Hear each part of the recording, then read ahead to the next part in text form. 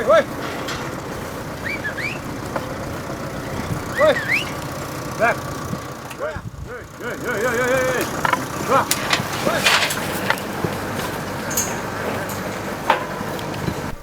Ons het 4 jaar terug die plaas gekoop, Eagles Racing by Syferbil. Hier was 'n bestaande drukgang op die plaas waar die beeste hanteer was. En ons moes fisies in die kraal klim om die beeste in die drukgang te jaag. En daar was 2 insidente wat my mense baie seer gekry het en ek moes hospitaal toe gaan met hulle. Een was vir 3-4 dae opgeneem met beenbeserings met die wille Brahman koeie.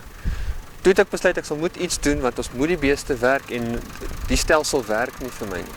Toe bou ek 'n langwerpige drukgang met konveierbelt en ek bou hierdie hek wat net mooi in die opvangkraal pas.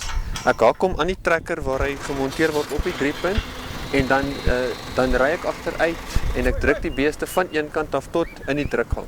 En dit het die probleem uitgeskakel waar my mense fisies in die kraal moet klim om die beeste te jaag.